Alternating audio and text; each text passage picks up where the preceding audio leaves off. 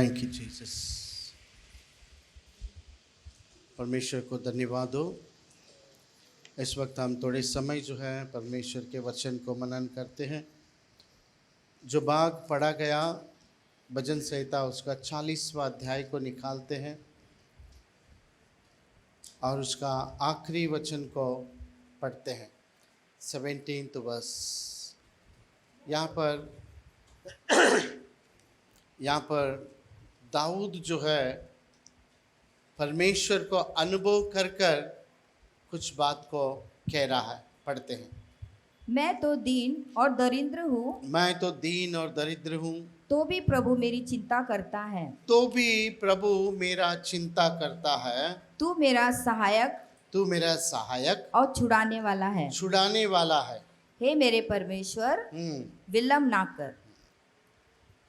वहाँ पर अगर देखें वचन कहता है तू मेरा चिंता करता है।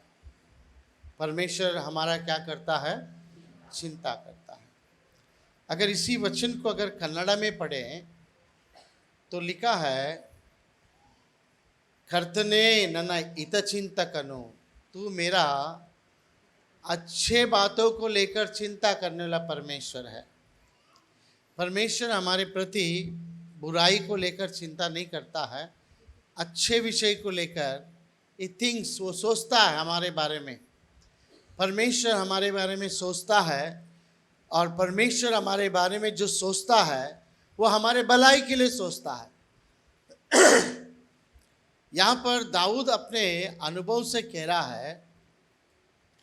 अगर दूसरा वचन को अगर पढ़ें वहाँ पर दाऊद अपने अनुभव को बता रहा है कि मैं जो है सत्यानाश के खड्डे में फंसा हुआ था, मैं दलदल में फंसा हुआ था, मृत्यु के छाया में था। ऐसे समय में मैंने परमेश्वर को पुकारा। परमेश्वर ने जो है मुझे उस कीचड़ से बाहर निकाला, चट्टान पर खड़ा किया, मेरे पैरों को मजबूत किया, बोलकर परमेश्वर का वचन कहता है। वचन को पढ़ते हैं। दूसरा वचन, उसने मुझे सत्यानाश के गड्ढे और दलदल की कीच में से उबारा। उसने मुझे सत्यानाश के खड्डे से और दलदल के कीचड़ से निकाला और मुझको चट्टान पर खड़ा करके मेरे पैरों को दृढ़ किया है। वहां पर वचन कहता है कि मैं सत्यानाश के खड्डे में फंसा हुआ था और मैं दलदल में फंसा हुआ था। खड्डे में फंसना, खड्डे में गिरा हुआ रहना। अगर भजन संहिता 118 अध्याय उसका 13 वचन को अगर पढ़ें, भजन संहिता 118 13 वचन को अगर हम पढ़ें, वहां पर हमें खड्डे में कौन गिराता है वो लिखा गया है। पढ़ते हैं। बड़ा धक्का दिया तो था कि मैं गिर पड़ूं। फिर से पढ़ो। हाँ। तूने मुझे बड़ा धक्का दिया तो था कि मैं गिर पड़ूं, परंतु यहोवा ने मेरी सहायता की। दुश्मन जो है हमें खड्डे में गिराता है। हम सबको कॉमन दुश्मन है। क्या है उसका नाम? शैतान। हमारा दुश्मन, वो हमें खड्डे में गिराता है और हमारा तमाशा देखता है। बाइबल कहती है वो अगर खड्डे में गिराने वाला है तो हमारा परमेश्वर खड्डे से निकालने वाला है। हालेलुया। सो एक हमारा दुश्मन है जो हमें खड्डे में गिराता है। दूसरा, परमेश्वर का वचन कहता है भजन संहिता उसका 7 अध्याय 15 वचन। भजन संहिता 7 अध्याय उसका 15 वचन। उसने खड्डा खोदकर उसे गहरा किया और जो खाई उसने बनाई थी उसमें वह आप ही गिरा। जब हम दूसरों के लिए खड्डा खोदते हैं, पढ़ते हैं नीति वचन उसका 26वां अध्याय 27वां वचन को पढ़ते हैं। नीति वचन उसका 26वां अध्याय 26 चैप्टर वर्स 27 वर्स। जो गड्ढा खोदे वही उसी में गिरेगा और जो पत्थर लुढ़काए वह उलट कर उसी पर लुढ़क आएगा। जो खड्डा खोदे वो उसी खड्डे में गिरेगा। जब हम दूसरों के लिए खड्डा खोदेंगे ना, तो हम उसी खड्डे में गिरेंगे। एक तो दुश्मन है जो हमको खड्डे में डालता है, दूसरा दुश्मन अर्थात शैतान, दूसरा यहां पर लिखा है हम ही खुद खड्डे में गिरते हैं। दूसरों को खड्डा खोदने, दूसरे के लिए खड्डा खोदने जाते हैं और भूल कर देखते हैं तो हम ही खड्डे में फंसे हुए हैं। तीसरा, बाइबल कहती है कि जेनेसिस चैप्टर 37 23-24 को अगर पढ़े, उत्पत्ति 37 23-24 को अगर पढ़े, यहाँ पर अपने ही खुद के भाई लोग, अपने ही ब्रदर्स लोग जो है, सगे भाई लोग यूसुफ को खड्डे में डाल रहे हैं। पढ़ते हैं। यह सुन के रूबेन ने उनको उनके हाथ से बचाने के विचार से कहा, हम उसको प्राण से तो ना मारे। फिर रूबेन ने उससे कहा, लहू मत बहाओ, उसको जंगल के इस गड्ढे में डाल दो और उस पर हाथ मत उठाओ। वह उनको उनके हाथ से छुड़ाकर पिता के पास फिर पहुंचाना चाहता था। इसलिए ऐसा हुआ कि जब यूसुफ अपने भाइयों के पास पहुंचा, तब उन्होंने उसका रंग बिरंगा अंगरखा जिसे वह पहनता था उतार लिया और यूसुफ को उठाकर गड्ढे में डाल दिया। वह गड्ढा सूखा था और उसमें कुछ जल ना था। ना यहाँ पर खुद के भाई लोग जो है अपने ही भाई को किस में डाल रहे हैं? खड्डे में डाल रहे हैं। कलीसिया ध्यान से सुनिए, दुश्मन खड्डे में हमें डालता है और बाइबल कहती है हम ही दूसरे के लिए खड्डा खोदते हैं तो हम खुद खड्डे में गिर जाते हैं। तीसरा, बाइबल कहती है कि हमारे भाई लोग जो है, जो हमारे खुद के लोग जो है, हमें खड्डे में डाल देते हैं। इस चीज को दाऊद अनुभव करता है कि कैसे साथ में रहने वाले लोग ने उसको खड्डे में डाले हैं, परंतु वो ये भी कहता है उस खड्डे में से मैंने परमेश्वर को पुकारा, उस दलदल में से मैंने परमेश्वर को पुकारा और परमेश्वर मेरी आवाज को सुनी और परमेश्वर मुझे उस खड्डे में से, उस दलदल में से बाहर निकाला और मैं फिर से उस खड्डे में ना गिरूं, इसलिए उसने मेरे पैर को मजबूत किया। इन सारे चीजों को कहते हुए आखिर में 17 वचन में वो कहता है परमेश्वर मेरा हित चिंतक है। वो मेरे बारे में सोचता है, वो मेरे बारे में भलाई को सोचता है, मेरे बारे में सोचता है, अच्छे चीजों को सोचता है। परमेश्वर कभी भी अपने बच्चों के प्रति बुराई को नहीं सोचता है। ओके, कभी नहीं सोचता है। परमेश्वर कभी हमारा एक्सीडेंट नहीं करवाता है, कभी नहीं। परमेश्वर कभी हमारे हाथ पैर को नहीं तोड़ता है, कभी नहीं। परमेश्वर हमारा भला परमेश्वर है, वो हमारे प्रति भलाई को सोचते हैं, परंतु वो हमारे बारे में सोचता है। हमारे बारे में सोचने वाला परमेश्वर, सोचने वाला मतलब चिंता करने वाला परमेश्वर, हमें याद रखने वाला परमेश्वर, कभी कभी परिस्थितियां कुछ ऐसे आ जाती है, जैसे दाऊद को आया, परिस्थितियां कुछ ऐसे आ जाती है तो हमको ऐसा लगता है कि परमेश्वर मुझे भूल गए। कुछ लोगों का बहुत बुरा आदत है, बहुत बुरा आदत है, वो ये है कि वो मुझे देखा मगर मुझसे बात नहीं किया। मेरा पति मुझसे अच्छा प्यार से बात नहीं करता है, मेरा भाई लोग जो है मुझे ध्यान नहीं देते हैं। इन कुछ चीजों में जो है डिप्रेशन में चले जाते हैं, सोच के डिप्रेशन में चले जाते हैं। आप ये सोचना चाहिए कि परमेश्वर मेरे बारे में क्या सोच रहा है। बस दूसरा मुझको ध्यान नहीं देते हैं, दूसरा मुझसे बात नहीं करता है, वो मुझसे नहीं बात करता, ये मुझसे नहीं बात करता है, वो मुझसे प्यार नहीं करता, ये मुझसे प्यार नहीं करता है। अरे जो ओरिजिनल प्यार करने के वाला की तरफ तो देखो। हमारा परमेश्वर हमारे प्रति भलाई को सोचता है। हमारा परमेश्वर हमारे लिए हितचिंतक है। परमेश्वर वादा करता है कि मैं तुमको भूलता नहीं बाबा। तुम सोच रहे हो कि मेरे को परमेश्वर भूल गए, मगर परमेश्वर कहता मैं तुमको नहीं भूलता हूं, क्योंकि मैं तुम्हारे बारे में अच्छे बातों को सोचता हूं।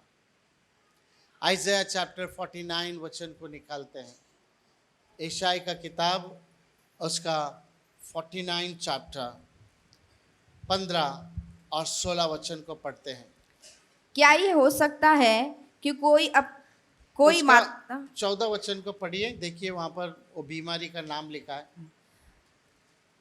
यहोवा ने मुझे त्याग परंतु सियोन ने कहा, यहोवा ने मुझे त्याग दिया है। मेरे सियोन ने कहा, सियोन नगरी ने कहा परमेश्वर मुझे त्याग दिया है। यहोवा ने मुझे त्याग दिया है, मेरा प्रभु मुझे भूल गया है। मेरा प्रभु मुझे भूल। मैं बोला ना ये क्या है, ये बोलता है ये एक बीमारी है।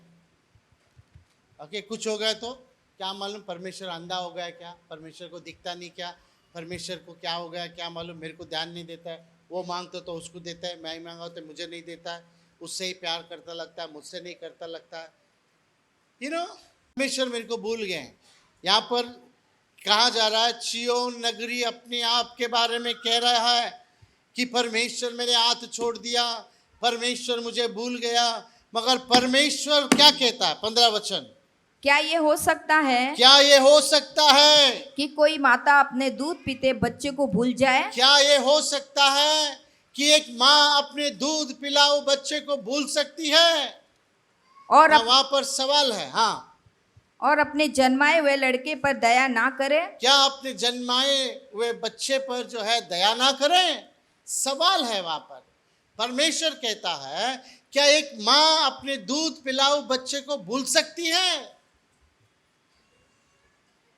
अगर मैं पूछूं भूल सकती है तो आप बोलेंगे नहीं भूलेंगे। ओके, नहीं भूलेंगे। माँ जो है अपने बच्चे को बहुत ध्यान देती है। परंतु परमेश्वर क्या कहता है?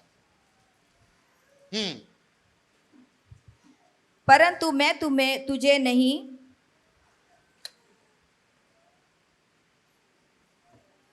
हाँ वह तो भूल सकती है। हाँ, कौन कह रहा है? परमेश्वर। हाँ, वो तो भूल सकती है। एक तो परमेश्वर सवाल डालता है, क्या एक माँ अपने दूध पिलाओ बच्चे को भूल सकती है? ओके, अपने जन्माए हुए बच्चे को भूल सकती है? फिर परमेश्वर कहता हाँ वो भूल सकती है। एक तरफ अपना खुद का माँ, दूसरी तरफ परमेश्वर। परमेश्वर माँ को कह रहा है तू भूल सकती है, परंतु अपने बारे में क्या कह रहा है? परंतु मैं तुझे नहीं भूल सकता। मैं तुझे नहीं भूल सकती। माँ चाहे तो भूल सकती है, परंतु परमेश्वर कहता मैं तुझे नहीं भूल सकता, मैं तुझे नहीं भूलूंगा। क्योंकि देख, मैंने तेरा चित्र अपनी हथेलियों पर खोदकर बनाया है। मैंने तेरे चित्र को, तेरे चेहरे को मैंने अपने हाथ पर खोद कर बनाया है। जब तू खड्डे में से पुकारेगा, जब तू जो है दलदल में से पुकारेगा, मैं तेरी आवाज को सुनूंगा। संसार के कौन से भी जगहों में से तू मुझे पुकारेगा, कौन से भी विपत्ति से मुझे तू पुकारेगा, मैं सुनूंगा, क्योंकि मैं तुझे अपने हाथ में खोद कर बनाया है। ये परमेश्वर कहता है। एक माँ भूलेगी तो भी भूल सकती है। बाइबल में 2 माँ के बारे में लिखा है। एक माँ के बारे में लिखा है, पहला राजाओं का किताब उसका 3रा अध्याय, पहला राजाओं का किताब उसका 3रा अध्याय 16 से अगर 18 वचन अगर पढ़ें, यहाँ पर 2 माँ लोग अपना कहानी को बता रहे हैं।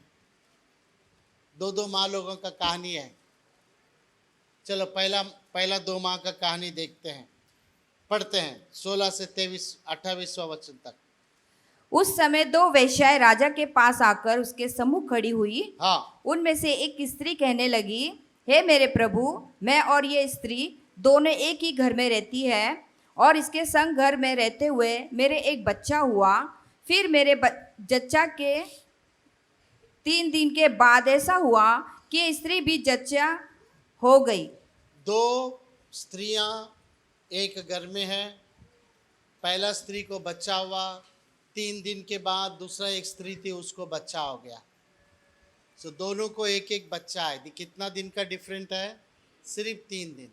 बच्चा तो बच्चा एक जैसा है, दोनों लड़का पैदा हुआ है, दोनों खुश है, परंतु दोनों एक दिन मस्त में सोए।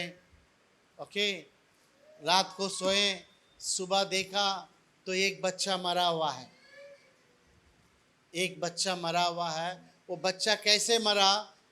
बाइबल कहती है जब माँ एक साइड में सो रही थी, बच्चा बीच में बगल में था, जब उसने एक साइड से दूसरा साइड हो गई, बच्चा पीठ के नीचे चला गया, दम घोट के बच्चा मर गया। माँ को मालूम ही नहीं, उठकर देखा तो बच्चा मरा हुआ है और रात का अंधेरा है। उसने मरा हुआ बच्चे को ली, जो है बाजू में जो दूसरे को बच्चा हुआ है ना, उधर सुलाई, उसका जिंदा बच्चा अपने पास रख ली।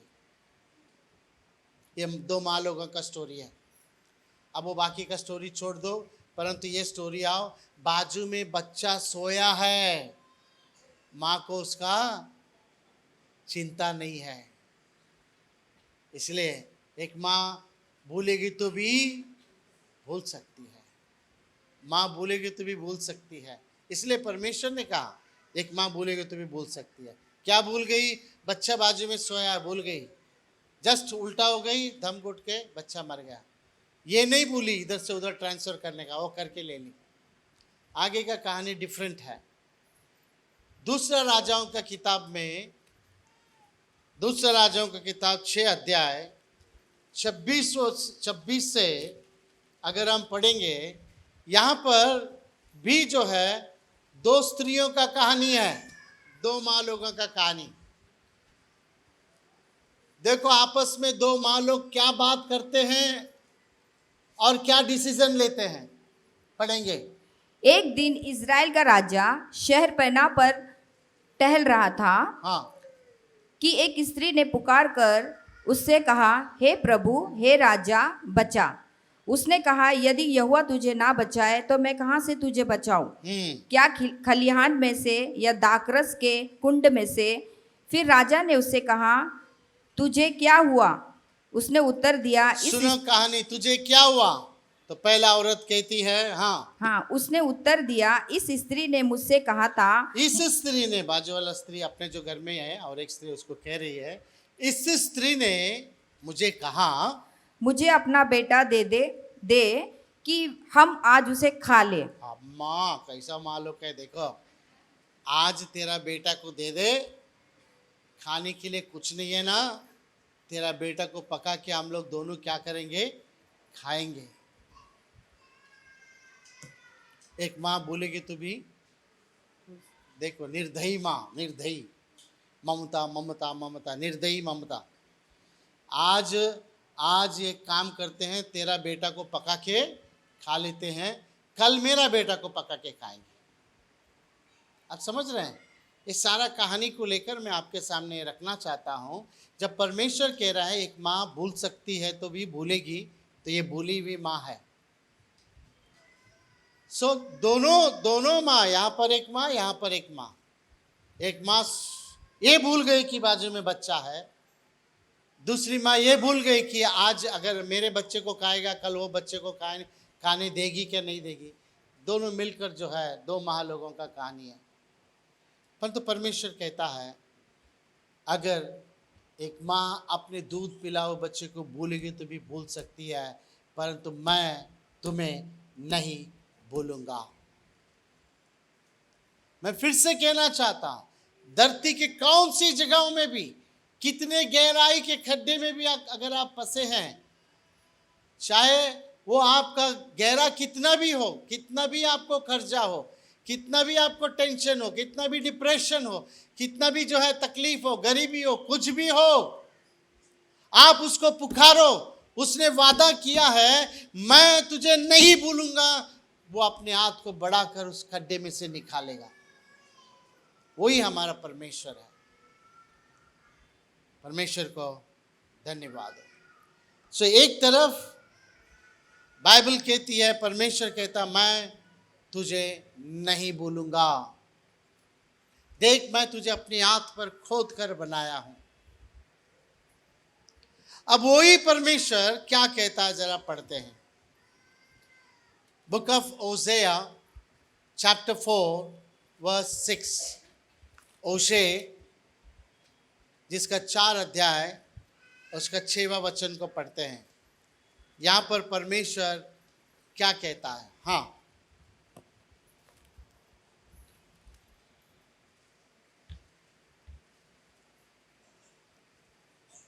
कोई निकाले तो पढ़ ले जल्दी से।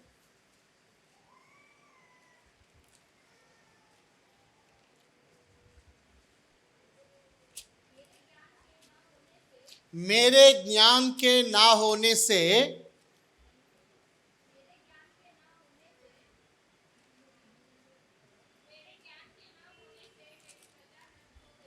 मेरे ज्ञान ना होने से मेरा प्रजा क्या हो गई, नाश हो गई।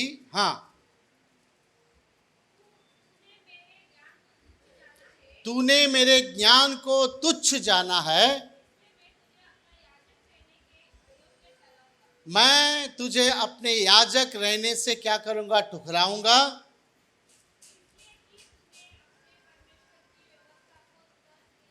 इसलिए कि तूने अपने परमेश्वर के व्यवस्था को तज दिया है, मैं भी तेरे बाल बच्चों को छोड़ दूंगा, तेरे बाल बच्चों को भूल जाऊंगा। जो परमेश्वर कहता है मैं तुझे अपने हाथ में खोद कर बनाया हूं, मैं तुझे नहीं भूलता हूं। अब वही परमेश्वर कह रहे हैं, यदि तू शास्त्र को भूल जाएगा, मैं दिया हुआ शास्त्र तेरे हाथ में है, बाइबल सबके हाथ में है।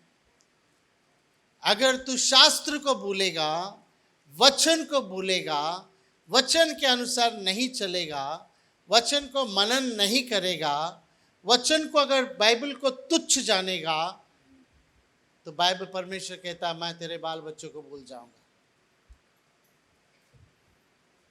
So it is very dangerous.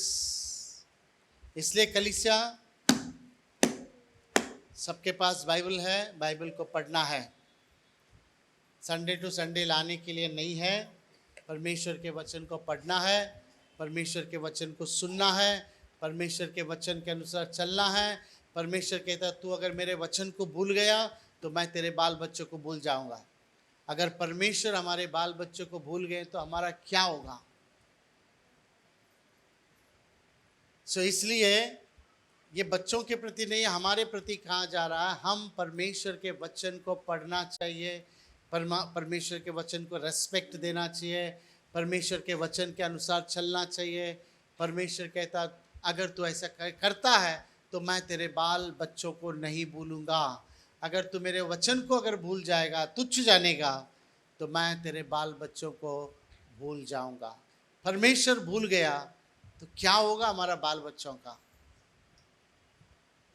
इसलिए प्रियो, कहीं ना कहीं परमेश्वर चाहता है हमारे बच्चों को याद रखें, तो हम परमेश्वर के वचन को याद रखना जरूरी है। ओके, परमेश्वर भला है, परमेश्वर भला है। उत्पत्ति उसका 8वां अध्याय उसका 1 वचन को अगर हम पढ़ें, परंतु परमेश्वर ने नूह और जितने बनेले पशु और घरेलू पशु उसके संग जहाज में थे उन सबों की सुधि ली। ना यहाँ पर वचन कहता है जहाज में रहने वाले नूह के परिवार कितना लोग थे, सिर्फ 8 लोग। नूह के परिवार में कितने लोग थे, सिर्फ 8 लोग।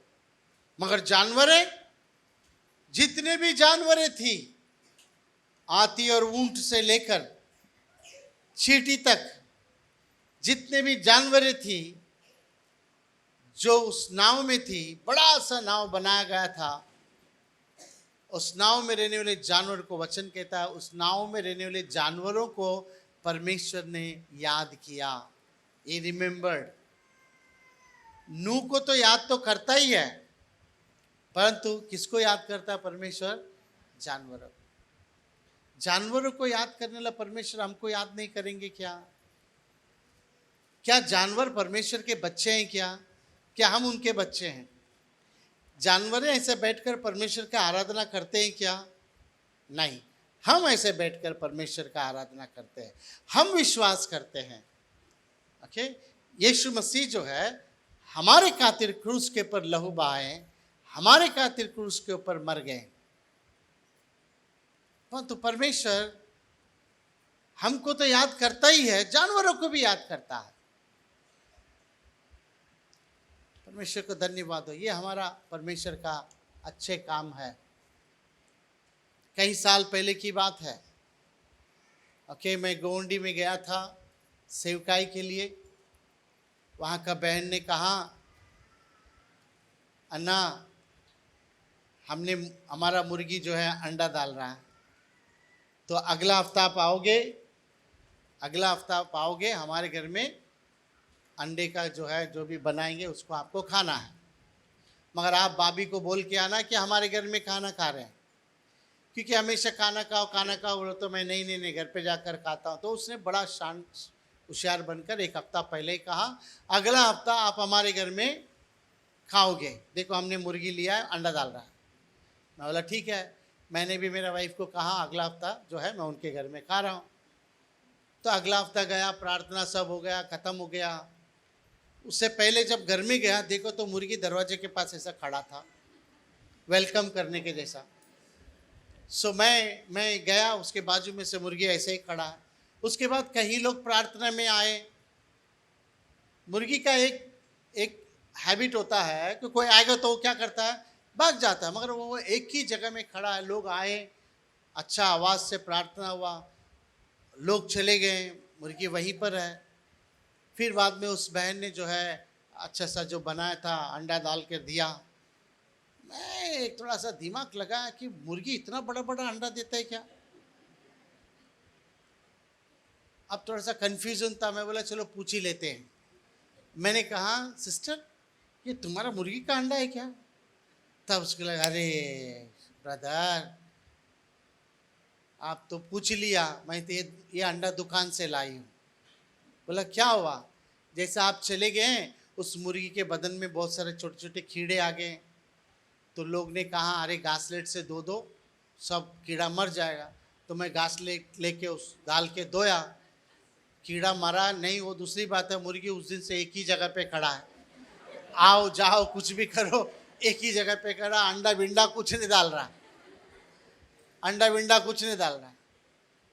ये बातों को बोलो तो मैं भी ऐसा है क्या? उतने में गई, उसको लेकर आकर सीधा मेरे पैर के ऊपर रख दी और कहा प्रार्थना करो। मैं भी सोचने लगा क्या प्रार्थना करूं। उस वक्त मुझे उत्पत्ति 8वां अध्याय पहला वचन नहीं मालूम था कि परमेश्वर जानवरों की तरफ भी याद करता है। मैं क्या प्रार्थना करूं? क्या मैं कहूं यीशु मसीह तेरे फटके से ये मुर्गी, क्या तेरे खोड़े खाने से हम अच्छे होते हैं? मैं बोल नहीं सकता तेरे खोड़े खाने से मुर्गी अच्छा होता है, मैं बोल नहीं सकता। क्या करूं समझ में नहीं आया। फिर भी मैं उस मुर्गी के ऊपर हाथ रखा। मैं बोला प्रभु तूने ही बनाया है, तेरा ही सृष्टि है, इसको अच्छा कर। पता नहीं उस दिन क्या प्रार्थना किया, आमीन किया, खड़ाक भाग के गया, जाके टका टका टका टका टका टका टका दाना खाने लगा। तब मुझे लगा वाह, परमेश्वर जानवरों को भी स्मरण याद करता है। मेरा जानवर है, तुम घासलेट तो तुम धोते हो, चंगाई वो करता है। हालेलुया। हमारा परमेश्वर जानवरों की तरफ ध्यान देता है।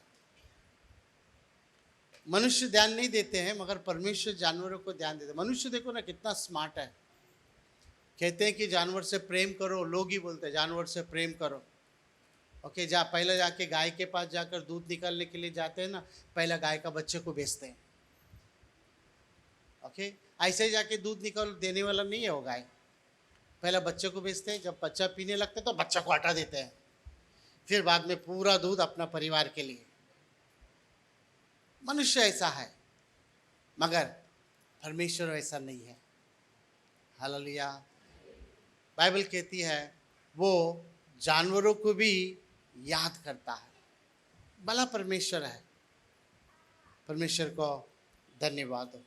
आखिरी में अगर हम देखें इब्रानी का किताब उसका 6 अध्याय उसका 10वां वचन अगर हम पढ़ें, यहाँ पर वचन कहता है हमारा परमेश्वर,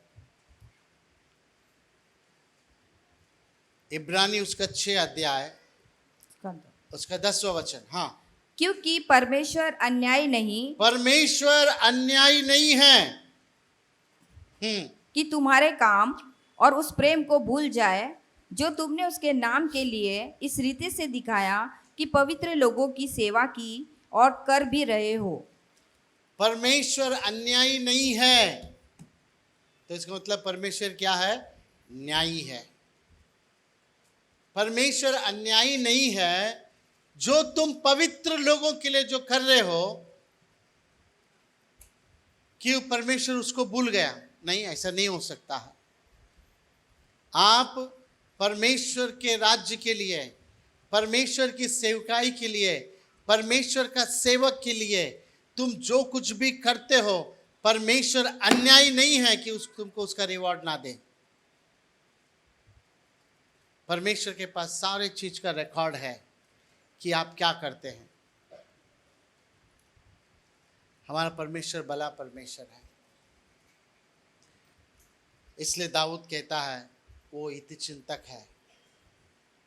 जब मैंने पुकारा तो मेरे तरफ झुककर देखा, मैंने पुकारा उसने हाथ बढ़ाकर मुझे कीचड़ से निकाला, मैंने पुकारा उसने चट्टान पर खड़ा किया, मैंने पुकारा उसने मेरे पैर को मजबूत किया ताकि मैं फिर से उस खड्डे में मैं ना जाऊं। परमेश्वर को धन्यवाद हो। परमेश्वर हमें याद करता है। हालेलुया। भजन संहिता 115 अध्याय उसके 12 वचन, वो क्यों याद करता है? अगर याद करे तो क्या फायदा है? यहोवा ने हमको स्मरण किया है कि वह आशीष देगा। परमेश्वर अगर हमें याद किए तो उसके साथ में क्या देता है? आशीष को देता है। ओके। और बाइबल क्लियरली कहता है जब परमेश्वर हमें आशीष को देता है तो उस आशीष के अंदर दुख को नहीं मिलाता है। दुख, संकट, टेंशन, बीमारी वो ये मिला के आशीष को नहीं देता है। अगर परमेश्वर हमें आशीष को देता है तो वो आशीष को ही देता है। बाइबल कहती है वो हमें याद करता है ताकि वो हमें आशीष को दे। यदि आपको आशीष चाहिए तो एक बार परमेश्वर को आप कह सकते हैं, परमेश्वर मुझे याद कीजिए, रिमेंबर मी। मेरे बच्चों को याद कीजिए, मेरे परिवार को याद कीजिए, मेरे खेत को याद कीजिए, मेरे जानवरों को याद कीजिए, मेरे बिजनेस को याद कीजिए। परमेश्वर मेरे गरीबी को याद कीजिए, मेरे खड्डे को याद कीजिए, दलदल को याद कीजिए। याद कीजिए परमेश्वर, थोड़ा याद कीजिए। रिमेंबर, आप अच्छे बातों को सोचने वाले परमेश्वर याद कीजिए तो वो याद करता है। भजन संहिता उसका 136 चैप्टर को अगर देखें, वहाँ पर 23वां वचन फिर से कहता है गॉड रिमेंबर्स, परमेश्वर याद करता है। भजन संहिता 136 चैप्टर वर्स 23। उसने हमारी दुर्दशा में हमारी सुधि ली। उसने हमारे दुर्दशा में उसने हमें याद किया है। He remembers। हमारे तकलीफ के समय में, दुख के समय में, संकट के समय में, बीमारी के समय में, कर्जे के समय में तुम उसको अगर पुकारोगे तो वो तुम्हें याद करेगा। परमेश्वर को धन्यवाद हो। ऐसा परमेश्वर हमारा परमेश्वर है जो हमें याद करता है। हम जो भलाई को करते हैं उसके भलाई के प्रति वो याद करता है। हमारा परमेश्वर बुराई में भलाई को करने वाला परमेश्वर है। संसार के लोग हमें बुराई किए तो उसी बुराई में वो भलाई को उत्पन्न करेगा। वही हमारा परमेश्वर है। हालेलुया। सो परमेश्वर इन वचनों को आशीष से भरे। आइए अपनी आंखों को बंद करते हैं, प्रार्थना करते हैं। Thank you Jesus. परमेश्वर, हम आपको धन्यवाद करते हैं। यस लॉर्ड, हम ये कह सकते हैं, कोई भी हमें भूल सकते हैं परंतु आप हमें नहीं भूलते हैं। जबकि आप जानवरों को याद कर सकते हैं तो हमें तो उससे बढ़कर याद करते हैं। आप याद करते हैं ताकि हमें आशीष से भरें। हमारे दुख और संकट में आप याद करते हैं ताकि उसमें से आप हमें बाहर निकालें। प्रभु, आप याद करते हैं हमने जो भलाई को किया है, आपकी सेवा में हमने जो किया है, उसे आप याद करते हैं। परमेश्वर, आप कितने भले परमेश्वर है। हम किए हुए भलाइयों को आप याद करते हैं। जब हिजकिय्याह राजा ने आपके पास पुकार कर कहा कि मैंने किए हुए भलाई को याद करें, आपने याद किया प्रभु, और उसको उसके जीवन में और 15 साल ऐड किया। धन्यवाद हो परमेश्वर, आप याद करने वाले परमेश्वर। मैं प्रार्थना करता हूँ यहाँ पर आपके प्रिय लोग जो भी आपके वचन को सुन रहे हैं, जो आपके तरफ पुकार रहे हैं, प्रभु मैं खड्डे में हूँ, प्रभु मैं दलदल में हूँ, प्रभु मैं खर्चे में हूँ, बीमार में हूँ, टेंशन में हूँ, गरीबी में हूँ, मुझे याद कीजिए। हे मेरे परमेश्वर, आप उन्हें याद कीजिए प्रभु। लॉर्ड, आपका वचन कहता है मेरा हाथ छोटा हाथ नहीं है। परमेश्वर, आपका हाथ बड़ा हाथ है। आप बहुत दूर तक अपने हाथ को फैला सकते हैं। आपके प्रिय लोग जहां से भी आपको पुकारेंगे वहां तक आपका हाथ पहुंचता है ताकि उन्हें उद्धार आप कर सकें, उस बंधन से आजाद कर सकें। हे मेरे परमेश्वर, आप अपने हाथ को बढ़ाइए और दलदल से बाहर निकालिए, कीचड़ में से बाहर निकालिए, जहां पर भी जिसमें भी फंसे वहां से बाहर निकालिए। आप आपके बच्चों को याद कीजिए प्रभु जी, जो आपको पुकार रहे हैं और सहायता करें। धन्यवाद करते हैं। इस प्रार्थना को हमारे उद्धार करता यीशु नाज़री के नाम से मांगते हैं पिता, आमीन आमीन। तो परमेश्वर का प्रेम, प्रभु यीशु मसीह की कृपा, पवित्र आत्मा की सहभागिता अब से लेकर यीशु मसीह की दूसरी आगमन तक सदैव हम सबके साथ बने रहें। आमीन। God bless you. परमेश्वर आपको आशीष से भरे।